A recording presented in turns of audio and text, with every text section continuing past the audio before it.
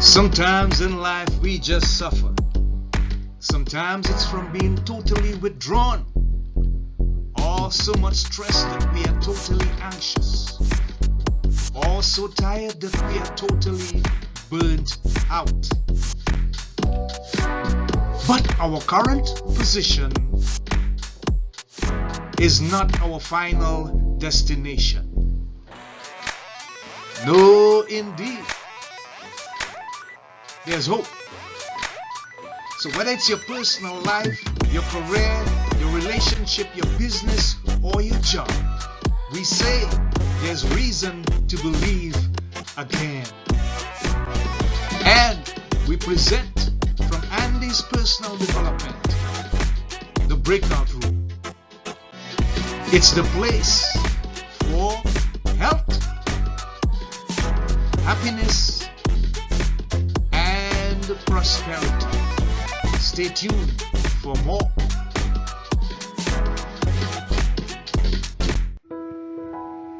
Our next guest in the breakout room is a storytelling business coach, speaker, multi-published author, and hosts 2 podcasts.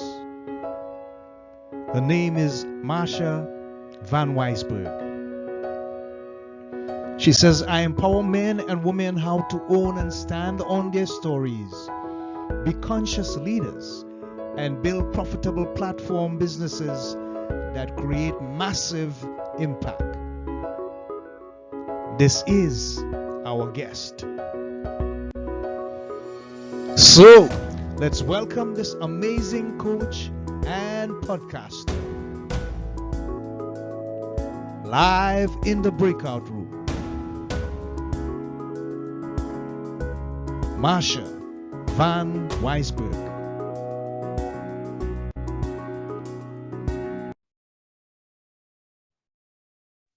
Okay, great. This is Andy of Andy's Personal Development, and we are live in the breakout room. Today, our special guest is Marsha Vanwynsberghe, and she's a storytelling business coach, a speaker, multi-published author, and she has 2 podcasts going for her.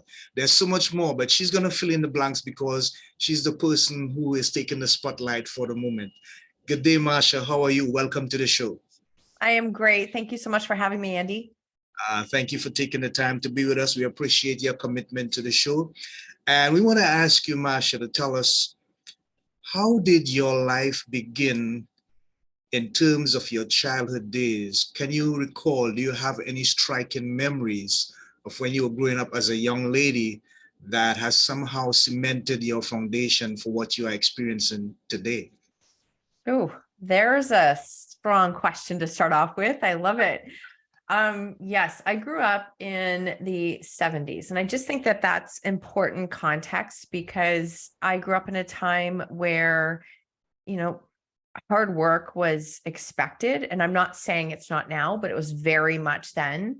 I was doing we had a lot of chores, a lot of things that we had to do, and a lot of responsibilities. So I don't begrudge that, but I grew up in a time where it was like we were the latchkey kids. We were the kids that, you were taking care of yourself at 8 years old, 9, you were doing those things. And so I grew up very independent. I think independence became something that was a trait, a bonus, and it's something that did serve me well for a lot of years. I have a very strong kind of fighter type personality, and it was very beneficial for a number of years until it wasn't. And so I think it's really interesting because I do believe for all of us that we learn so many skills when we are younger that become our strengths, but there is a point in our life where those strengths do become a weakness if we don't start to look at things differently. I also grew up in a time that I think is important to share that, and it wasn't just my family, it was everyone at that time. You didn't talk about difficult things. You didn't talk about struggles. You didn't talk about any challenges. Your job was to put your face on, smile, sweep everything under the rug, and pretend Yeah. that there was no problems. And so that's literally how I grew up, knowing though that everybody was struggling, but we would never talk about it and never show it. Yeah. So that was a bit of my foundation. All right. Thanks for sharing, Marsha. So we're going to take this step by step, and I'm going to look at your information and I'm going to follow my lead from there. Mhm. That years ago, in the midst of dealing with teen substance abuse, you lost your voice, your drive, and shame and judgment ruled your life. Share that moment, that experience with us, please, because I know it's very powerful for you. Yes. And it was something that all I can say is it came out of left field. It wasn't something that we anticipated, we expected to see. It came in our life and it was never a phase and it just stayed. And so during those years, I'm very much a solutions person. I was out looking with like for resources, for things available, trying to find solutions, trying to fix things. So I was actively working hard to try and find a way out and how to fix this, while at the same time, literally trying to hide from all aspects of my life because I didn't want people to know how bad it was.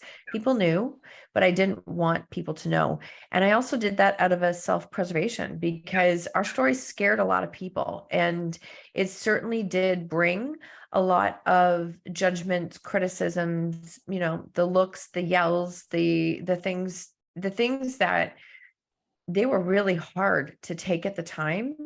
But I can honestly look at it and understand that our story stirred up a lot of fear for a lot of people. Because if it could happen to us, it could happen to anyone, which is absolutely true, which nobody wants to hear that. Right. And so that's what that time was like. I was in this real constant tug of war and struggle between trying to show up and find solutions, being a strong mom, like feeling like this is my responsibility to fix it. Because again, our kids were 12, 13, 14 years old. They were young and trying to fix it. And then also navigating everyone else. And I can say I 100% lost myself during that time. 100%. I was not even on a priority list of any way, shape, or form. So that would have been very traumatic. And could you describe for us what your emotional and psychological state was? Because those are the two areas of your life personally that would have been affected the most negatively. How was that like for you, feeling it and dealing with it from a mental perspective? I can honestly say those were some of the hardest years of my life. 100%. They were the hardest years. I felt like when I said tug of war, I feel like I was in this constant, like being pulled in multiple different directions. Just to give a tiny bit of context, like when you think about the average person, when they're not working or it's the weekend or it's the holidays, you get that time at home. For us, home time was like the weekends were the worst time ever. The holidays were the worst. So there was nowhere to go. I couldn't find a place to go that was, I don't want to say safe, but that's what it felt like. And so it was a constant stir up of emotions and struggle and frustration. And during that time, my fighter type personality was full force. Yeah. And I can tell you, I know why I did what I did. I was very much like, this is not happening. This is not what we're doing. This, like, very much fought it. And I don't begrudge that. That's who I was. But that didn't help me to create change. Like, that strength became a weakness. Wow. Because it was very much like I was trying to control every single aspect of our lives. And I had no control. I know that's a terrible thing as a parent to hear, but I literally had no control. And I remember I was doing counseling, I was doing crisis counseling, I was trying all kinds of things. I remember taking my little checklist of all the things that they told me to do, like the proud perfectionist fighter student. I'm like, look at me, I did exactly what you asked. And I remember the counselor saying, yes, you did everything. And I'm like, okay, but I still have all the problems. This did nothing to change it. And them saying that's because it's not your problem to solve. And that's a really hard thing to hear as a parent. but she was 100% right. So I had to really have those lowest moments, lowest days, and definitely some trauma. I'm not going to lie, some very traumatic times that I still find myself working through. But I had to come through those days in order to feel it, to make decisions that I can't do it this way anymore. Yeah. So Marsha, that is very, very touching. I can feel and understand the emotion and the passion, especially from a parent perspective. Looking back now that you are at this place, what are some of the lessons, life lessons that you would have learned? And how do you now measure your level of resilience, which of course helped you as a parent, as a woman, as someone who wanted better for not just your entire family, but for the future in terms of where you saw your family with? What are some of the key things that you recall you would have learned during that stage? Mm, fantastic question. And I could probably do, I don't know, 500 episodes on that alone because there's so many lessons. Imagine. Um, yeah, but it's definitely, I would say one of the first things is that the aspect of surrender. Like we only learn surrender when it's the last option we have. We really do. Like people say, I can't surrender. I'm like, you will when there's nothing left, when you don't have another option. So surrender being tied to the fact of what can I control? Like what is mine to control? And then with that, the aspect of like radical responsibility, taking responsibility for myself, learning that I can't, I am the only thing I can control. And the aspect of stopping blaming everyone else for where my life was at. I had to shift from blame to ownership. That's why ownership and own your choices are such powerful words for me, because when I'm in a space of blame, and I know this stings for some people, but when you're in a space of blame, that's victim mentality. Nothing changes there. Not one thing will ever change in your life in victim mentality.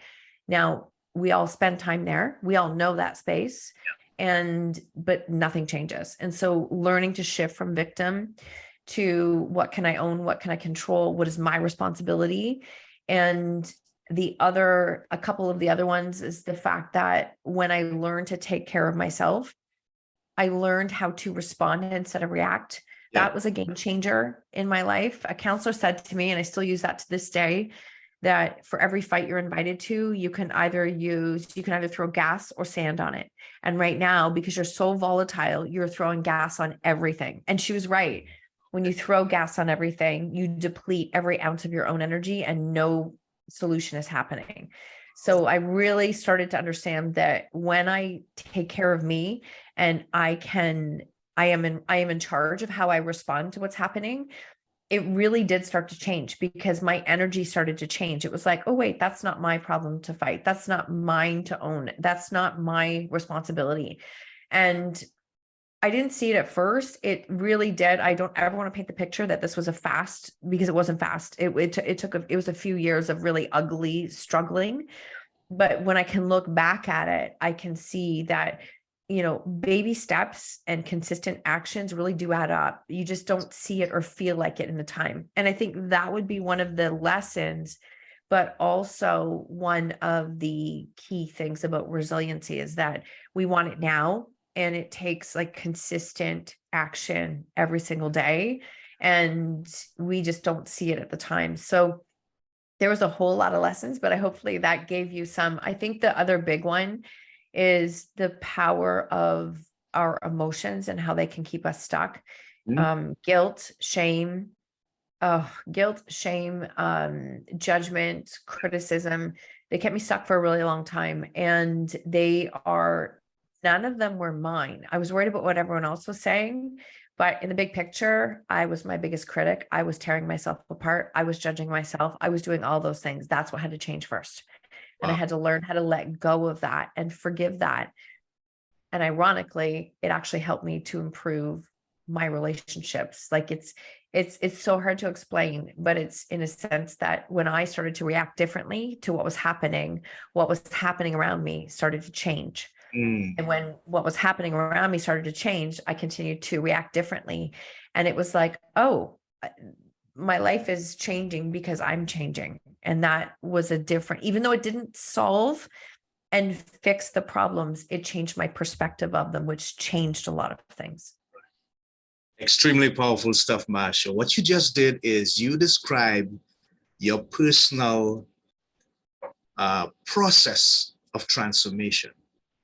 And that's a powerful story and it's yours. And I'm glad that you own it so well.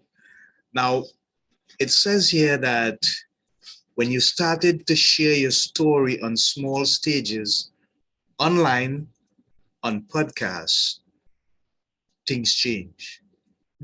What was the catalyst that made you decide, you know what, I need to share my story. Somebody else need to hear this.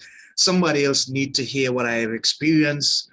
And it made a difference. What was that turning moment, that turning point in your life that you came to that decision? That is such a great question. And I'm just going to follow my gut. I remember saying to my counselor at the time that I'm so tired of people not talking about difficult things. Like, I feel like I'm the only person in the world because we don't talk about these stories. And we hear a lot more now. I mean, taking it back, and 10 years ago, nobody was talking about these things. Social media was very curated. Things were very curated. And I remember her looking at me and saying, maybe that's because you're supposed to. And I just sat there and I'm like, that's ridiculous. But what if I am? Like, that there was a little flicker of, but they planted a seed of an idea. And the seed that it planted was that, what if I could do something good with the worst thing that's ever happened to me? What would that change? And yes, it was about other people, but it was also about me helping to heal. And so as I started really small groups, I think the very first group that we spoke with, we had a very good relationship with the schools. Like, I did not try and hide anything there. They knew how bad it was.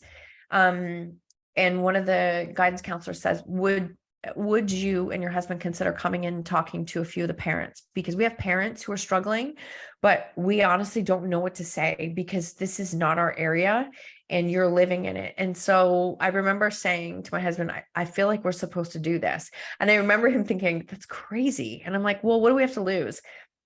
And when we finished that hour, I felt like, I think this is something. Like, I think this is something. I think this feels good to help somebody else out and to not feel so alone. Another key turning point was, when I started to share in small groups, I would have people come to me afterwards and say, that's my story and I've never told a soul. It's been 30 years, 40 years. And I just sat there and went, how sad is this that we have people swallowed in shame, that they're not telling anyone. So what was actually happening is they were helping me to heal and they were giving me fuel at the same time. And it was like, I think this is actually meant for something more. And so it was very small and gradual. But during that time, the stages grew from, a couple of parents up to 400, 500 plus people. And every single time something different would come out, I learned to trust it. My very first talk, just to share, that perfectionist person in me had the thing memorized 10 minutes. Well, I'm sorry, you don't give a very heartfelt talk with every single word memorized. And I forgot where I was, which actually was a blessing, cried on the stage the first time and went, I blew it. Like, I absolutely blew it. And I had a standing ovation. I had parents and people bombard me afterwards. So it's a reminder that people don't need the perfect version of you. They actually don't. They need the imperfect, the real, relatable version of you. So that's really how it started to start. And it created this fuel and fire that is still there to this day, because I get stories that cross my path that most people would cringe. They don't want to hear.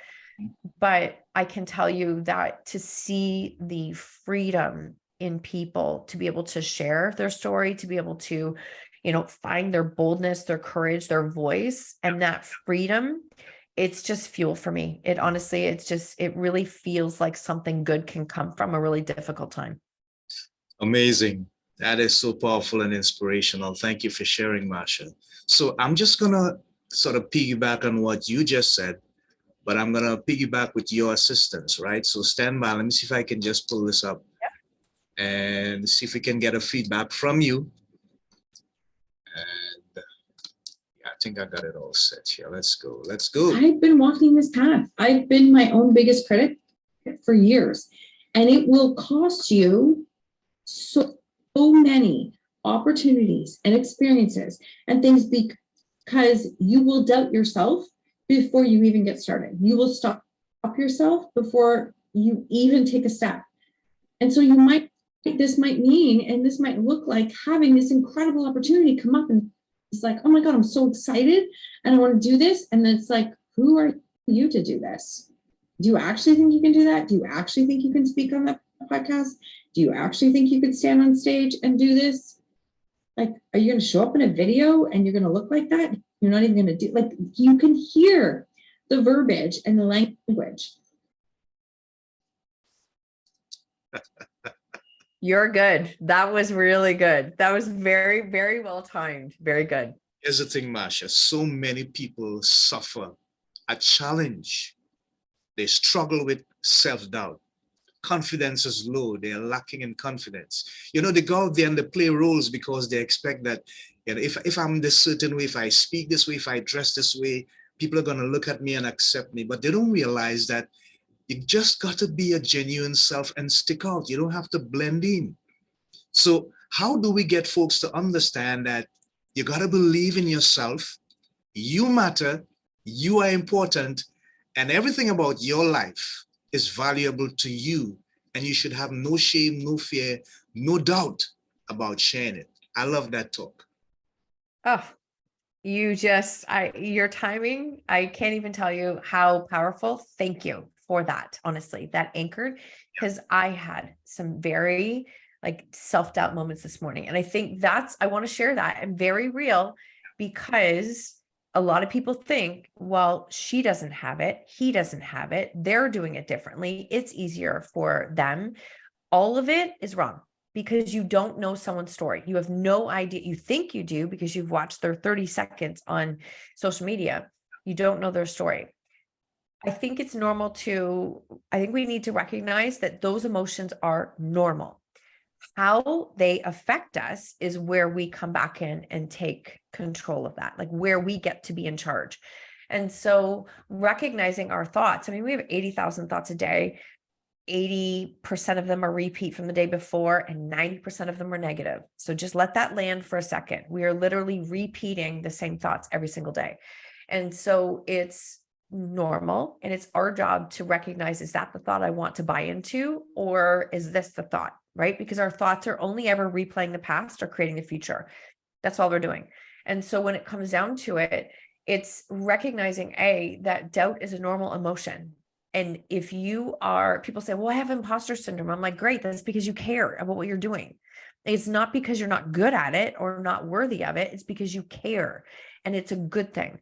So I think changing the perspective and the idea of what those emotions mean is really important to start off with. Second, whatever chapter you're always starting at chapter 1, right? So when I first started my podcast, that's chapter 1. Even as it got to like number 100, okay, well, we're in a different chapter, but it's still new. Everything is new. Every day we're starting is new. So don't compare your chapter 1 to someone else's chapter 20, because you don't know what they went through for those 20 chapters. And even if I'm going to tell you this, even if they tell you that what they went through, you still don't know the whole story. Right. So we all come here with a very unique set of gifts. I believe every single person has a very unique set of gifts. And I also believe, my belief, we face challenges in our life to hone those gifts. We face those challenges to bring those gifts out. So some of the darkest, most challenging things you're walking through are actually going to make you even better with your gifts. They're going to make you more relatable. They are going to make you step up into your purpose if you allow them to. So when you change the way you look at things, the things you look at change. That's Wayne Dyer. Like, it really can change that perspective. The other thing that I think is important is, like, with your gifts, when you're owning your gifts, the second you step into comparison, you've taken your eyes off of your lane. Your lane is your lane. Stay in your lane and get used to listening and tuning into what serves you and what you're here to do, because it's not going to serve anyone for you to be worried about what everyone else is doing in their areas. And lastly, I would just say courageous, boldness, using your voice, all of those pieces that you might be listening to me today and saying, I can't do it like her. Go back and listen to my very first podcast episode. Go back and listen to my very first Facebook Live, because none of it sounded like that. And we have to give ourselves time to like get into that space of what is our voice? How do we feel? Get the feedback. What does it like? How do I want to share this message?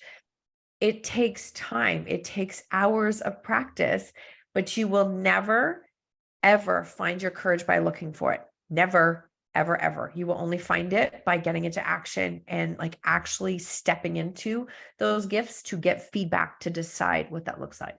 Yeah, great. Wonderful. Thanks for sharing, Marsha. That was powerful. I want to look at the writing aspect of your career. And you speak about when she stopped asking why. What was the inspiration behind that publication? And was it easy to do the research and put everything together, or was it challenging for you? Well, that is a fantastic question. Yep. I published 2 collaborative chapters. And then in 2016, I remember saying to my husband, I think I want to write my own book now.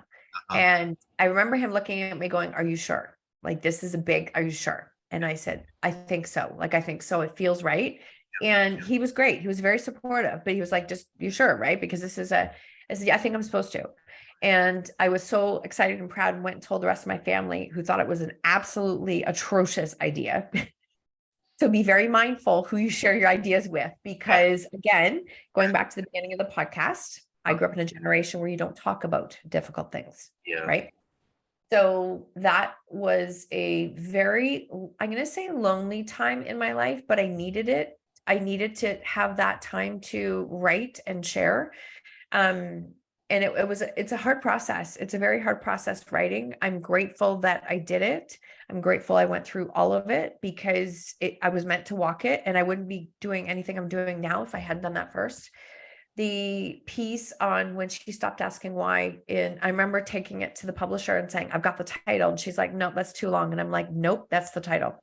The reason is that was the turning point. You asked me, one of the first turning points for me was I was living on the why. I was living on the why. I was like, why is this happening to me? Why is this like, I lived in victim mentality. I replayed every single scenario. I was so stuck in my story that the universe could have thrown me a lifeline and I wouldn't have seen it, because I was too busy playing and replaying the scenario over and over again. So for me, the play on words, I had to shift from every single time I asked the question, why, I would say it even out loud. It's like, the why doesn't matter, Marsha. The why doesn't matter. It's replaying the past. What can you do next? What is an action word?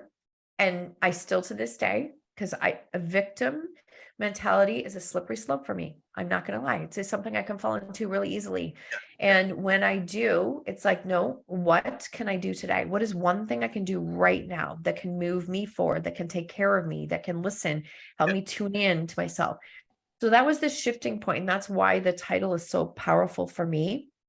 And the other thing is that I really set the intention that when I wrote the book, I wanted it to support somebody who had never walked in my shoes. I wanted it to be so relatable that even if you had never walked in anything with substance abuse, addiction, mental health, that you would still gain something from it. And that has been the case. That was the intention from the beginning, because I didn't know it then, but I understand it now. Our stories are what connect us. Like, our emotions are what connect us, not the details of the story, what we experience in the story, the lessons that we learn and what we walk through. And so that's where the emphasis of when she stopped asking why came from. Yeah, great. Thanks for sharing, Marsha. I really appreciate that. But then you started doing the NLP program, neuro-linguistic programming, and that also made a difference in your life, because it was supposed to help you to gain your confidence or regain your confidence, self-assurance, communication skills, your perception of the world.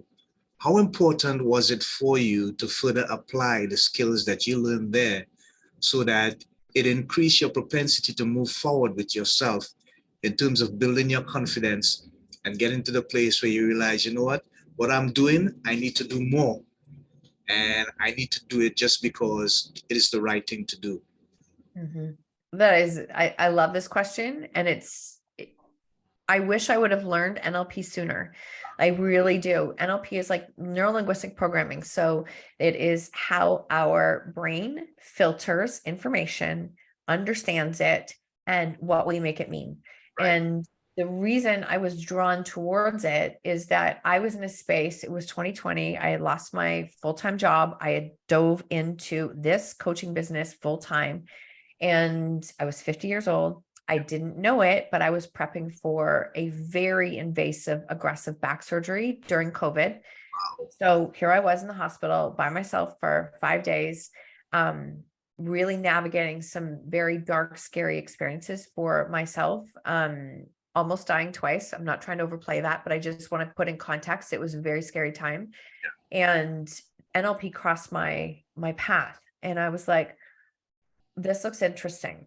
I had looked at NLP as like sales. A lot of people think NLP is like sales because it can be misused. It can, but the tools in NLP can help you to really look at what are those limiting beliefs? What are those limiting decisions, the limiting stories? What are the stories that you've been telling yourself? Because understanding our subconscious mind makes up like it's 95% of our reality.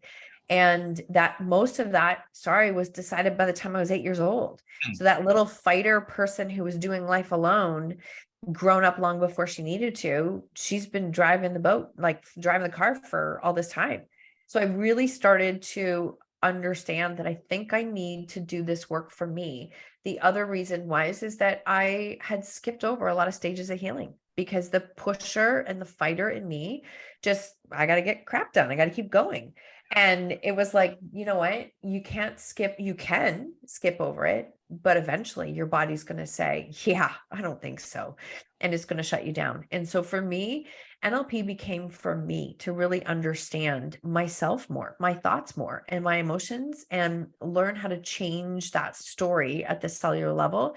And then I just dove into it more and more because it really helped me to understand that I can't just say, you speak your story and you can change it, because that's not the truth. It's not. Some people have walked incredibly difficult paths.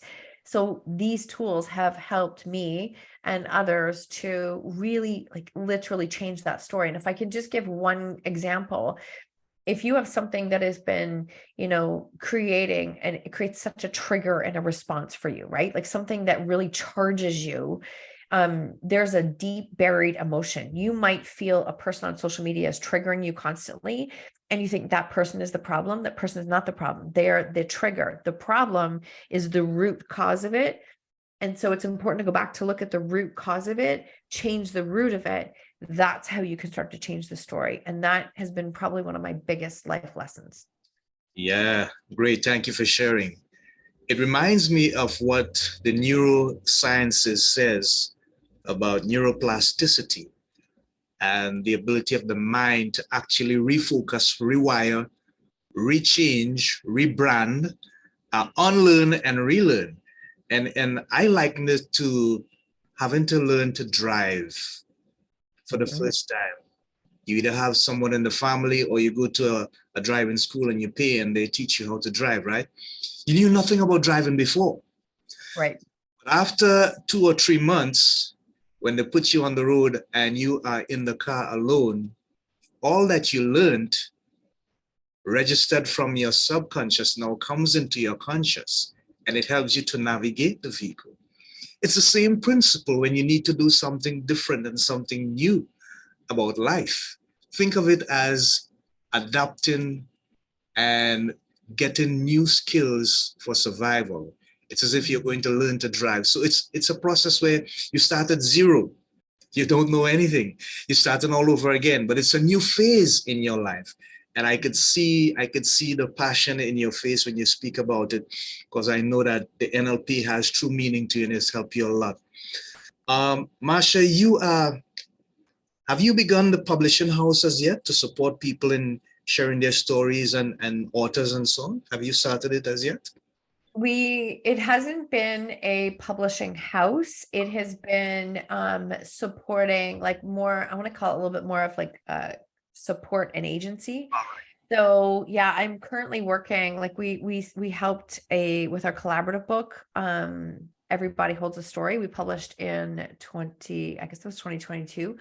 And we had I think 14 authors in there sharing unbelievable stories. So we really helped them to craft that story and then publish that book and get it out there. Great. And it's also opened up the door for others. So I'm working right now with an incredible man who has reached out. I've had more and more men reach out, which I think I love, because we need more men stepping into this arena. We really do.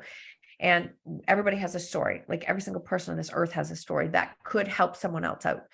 But I'm helping him. He has really come through years of mental health and very serious addiction. And we are in the space of, crafting his story. He's an incredible writer. And he's like, I don't want to write a book on mental health and addiction. I want to write the book on it. Like, help me to put my story and the feeling and emotions into it. So I'm doing that as well. And I absolutely love that. There's something that just lights for me to see more of those stories go out into the world. I commend you for that. That's really wonderful. So why 2 podcasts, Marsha? And I mean, I'm guilty of that myself. I have the breakout room and I have Let's Just Read, but the 2 different messages are focusing on 2 specific areas that are looking to help people to be inspired and transformed. But what was it for you that decided I need 2 podcasts? This is such a great question. So I started Own Your Choices, Own Your Life in 2017. From 2020, it's been like probably 2018. It's been fairly consistent. In 2020, we're like 3 episodes a week. It's been going and growing. Like, it's been growing. And that has been like, that's my baby. That thing is just definitely there. In 2020, when I was getting ready for back surgery, I had my dear friend Sue was helping me at that time. She was a myofascial expert as a registered massage therapist. I could barely walk. I didn't know what was happening in my body. And unfortunately, during that time, the perfect storm, I couldn't get medical help. I couldn't get the tests. I couldn't get seen, but I knew something was seriously wrong. I just didn't know it was as bad as what it was. And so she was really helping me during those months. And when it came to a point that, I found out, I got in the hospital, got the MRI, hospital calls the next morning at 7 a.m. Never a good sign, right? Hospital never calls you unless they need to. And from there, everything starts to happen really fast. And I recognize that I'm going to need complete reconstructive surgery in my spine. She was helping me, and she literally had her hands in my fascia, and she said, everybody holds a story. And I was like, oh my God, that's something. Like, that is actually something. The other reason why was because, again, I was in a space of, we just changed the story. But no, some of us have had very traumatic things happen in our body that you can't just consciously change the story. You need to go deep and understand subconsciously, what do you have to work through in order to create change there? So we decided to start it with a podcast, and then we went into a collaborative book, and we've crossed 100 episodes with that show.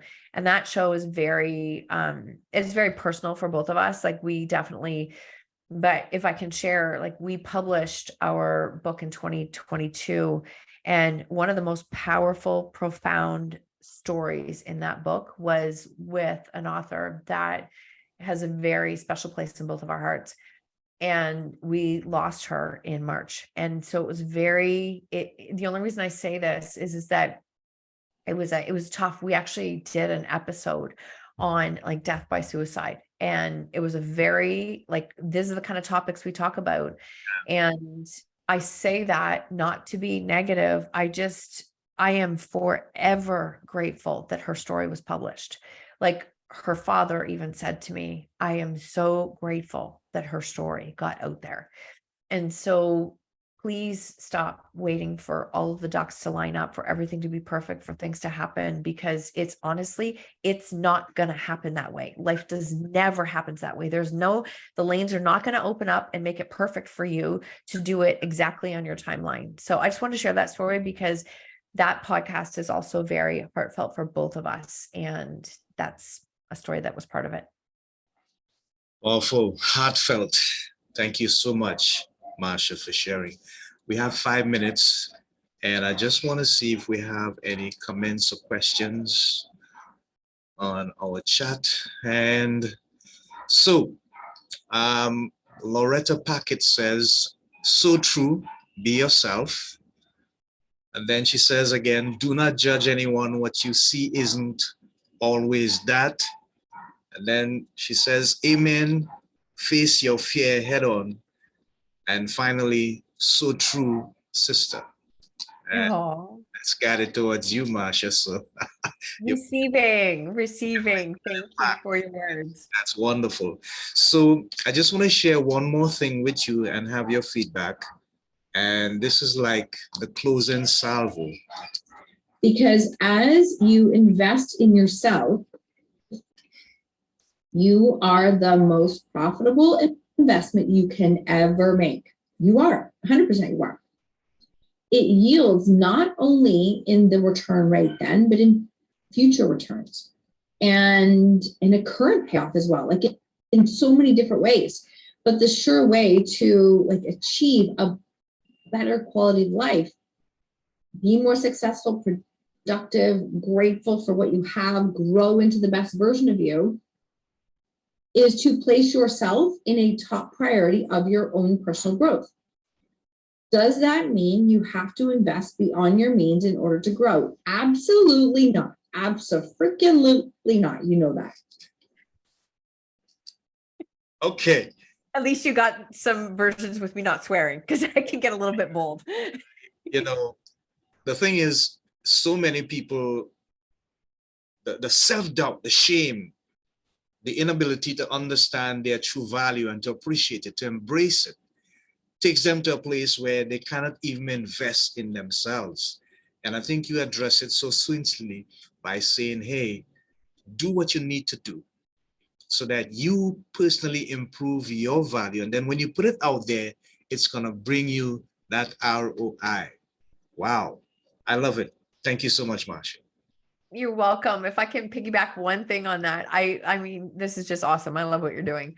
But the other reason that episode, I was so called to share that is because we're a very transactional society where we look at it and go, I've invested $1,000. When do I get that $1,000 back? And I'm not saying that you should be responsible. I'm totally not saying that.